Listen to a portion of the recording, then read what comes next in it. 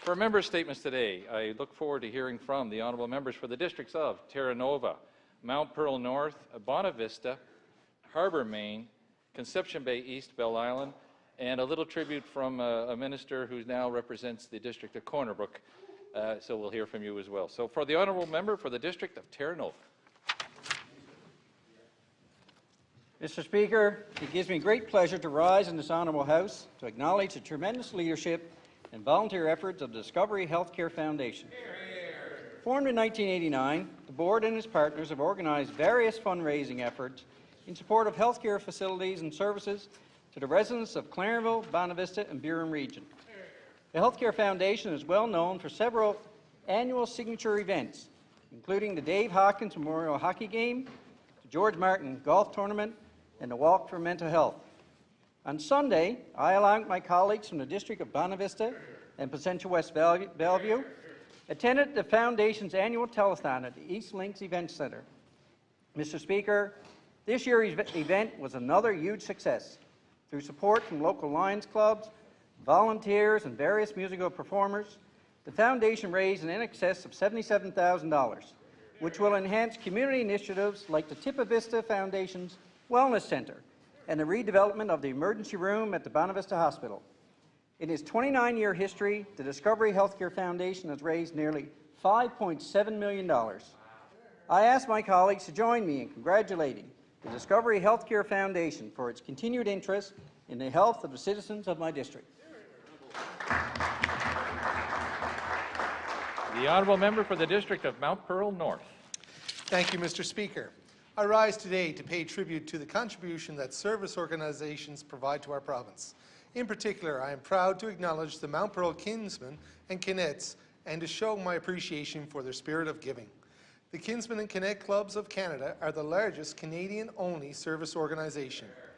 The Kinsmen and Kinette Clubs of Mount Pearl are made up of passionate members who work together to improve our community.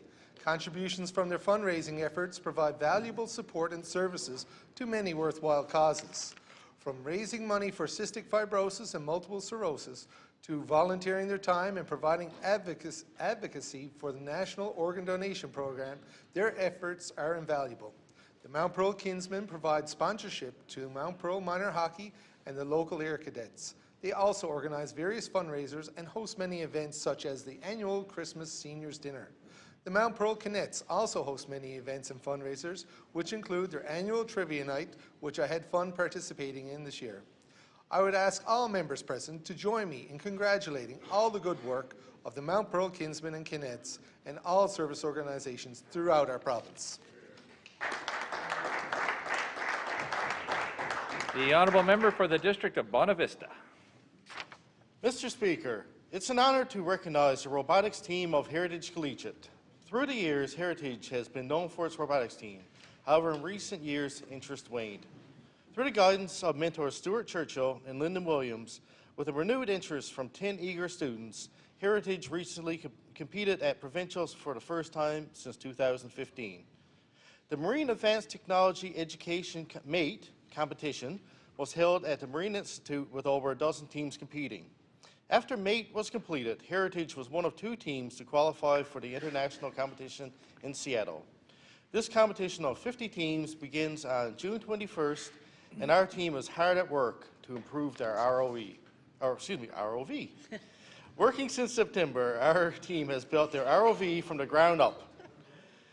They do their own computer programming and are quite resourceful in salvaging parts from household items to save on cost. Even an old set of speakers comes in handy, as the end result is a medley of pipes, motors, glue, sweat, and elbow grease. I ask all honourable members to join with me in congratulating Heritage Collegiate on the performance at MATE and wish them our best as they head to Worlds. The honourable member for the district of Harbour Main. Mr. Speaker, local businesses are no doubt the lifeblood of many rural communities and oftentimes receive international recognition for their products. Such is the case of the Newfoundland Distillery Company located in Clark's Beach. They have been awarded a double gold medal for their seaweed gin at the San Francisco World Spirit Competition and silver for the Cloudberry gin. Winning a double gold means that their seaweed gin is among the finest products in the world, and each member of the judging panel independently awarded it a gold medal. The seaweed gin is made using seaweed harvested from the Grand Banks, the barley from Cormac, paired with local juniper, and a hint of savory. It is a unique gin that blends the classic flavor of juniper with the taste and freshness of the ocean air of our windy shoreline. The cloudberry gin has local juniper, cloudberries, and a dash of savory. This has the classic gin tasted and changed by citrus and fruits notes to give a complex and a smooth gin. I extend congratulations to Mr. Peter Wilkins and the Newfoundland Distillery Company on receiving this prestigious award. Thank you, Mr. Speaker. Hear, hear. The honourable member for the District of Conception Bay East, Belle Island. Thank you, Mr. Speaker. I rise today to recognize a sports team with players from my district who made history by winning the gold medal in the boys ice hockey division of the recently held Provincial Winter Games in Deer Lake. I speak of the St. John's North boys hockey team, who are made up of players from the St. John's North area, which includes Paradise and Portrait Cove St. Phillips in my district. Mr. Speaker, this team went undefeated during the round-robin play and defeated the Mount Pearl South team in the gold medal game with a 3-1 victory. These games give young men and women from every corner of our province an opportunity to compete for their regions in a variety of high-level competitive sports and to make lasting friendships and memories. Believe it or not, Mr. Speaker, I too had the privilege of participating in the past games, and I am forever grateful for the thrill of competition and the memories and friendships that I cherish. Unfortunately, I never did make it to the podium, but the memories live on.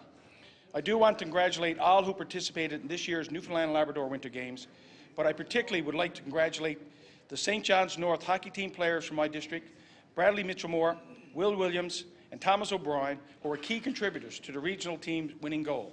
Good luck in your future hockey participation. Thank you, Mr. Speaker.